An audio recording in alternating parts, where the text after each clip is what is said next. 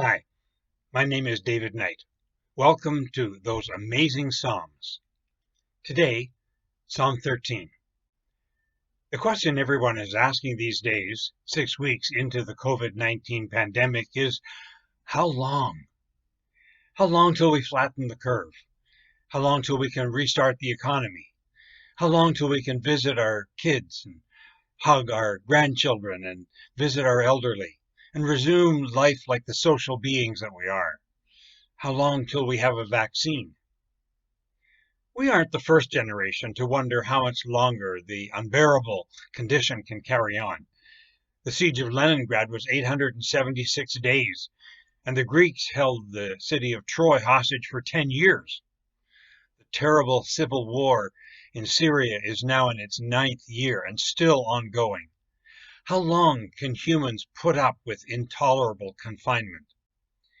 18 times the book of Psalms asks the question, how long?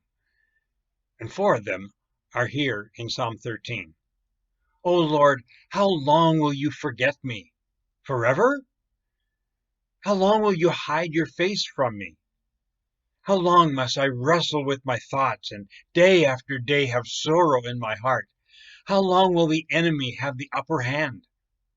This is truly a lament psalm, marked by an honest, unvarnished cry to God about the anguish the poet is experiencing. It's called a David psalm, and it seems to express the character of Israel's poet king, a man of great faith and passion, hostile enemies, and often deep feelings of desolation. He is desperate for a return to normal. In this psalm, he cites 5 aspects of his desolation. First, he feels that God has forgotten him, or even worse, God may be intentionally hiding his face from him. Third, he's restless and distracted, his mind wrestling with conflicting thoughts, hopes, and fears. Fourth, his sadness has numbed his heart, and this has been going on so long he fears it's the new normal. He can't bear the thought of that. In addition to his internal turmoil, he faces a growing hostility from his enemies. That's 5. He's desperate for God to intervene. And so David turns from lament to plead with God, although his plea sounds more like a demand, the kind a child makes of a parent. Turn and answer me, O Lord my God. Restore the sparkle to my eyes, or I will die. Don't let my enemies gloat and rejoice at my downfall. I love the audacity of David's plea to God. It claims the right or pleads the need for personal encounter. Please, God, I need a response. I need to know you're real. I can't live this way. And then the poem changes tone completely. Nothing changes in his circumstances. His enemies haven't backed off. His sorrow hasn't lifted. His turmoil still rages. But David adopts a strategy of trust. Having named his distress and impatience, David now makes a choice to turn from it and throw himself on God. But I trust in your unfailing love. My heart rejoices at your salvation. I will sing to the Lord because he has been good to me. This is a sheer act of faith.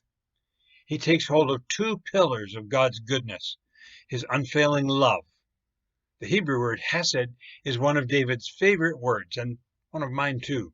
God's faithful, ever constant love. David throws his entire heart and soul onto that pillar to stabilize him in his turmoil.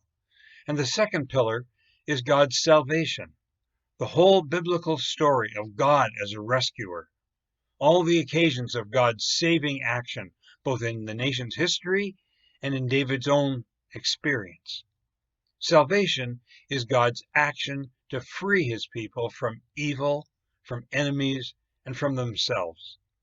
David says, I have tasted God's goodness in the past, and I'm going to trust him with my intolerable present and face the future with joy and hope. Professor N.T. Wright says, the Psalms teach us to pray and sing at the intersection of the times, of our time and God's time. We are given these Psalms so that we can pray them ourselves out of our own impatience. I hope today that the words of Psalm 13 will help you to pray at this intersection of our history. Trust in God's timeless, faithful love to help you endure however long we have to wait. Take care.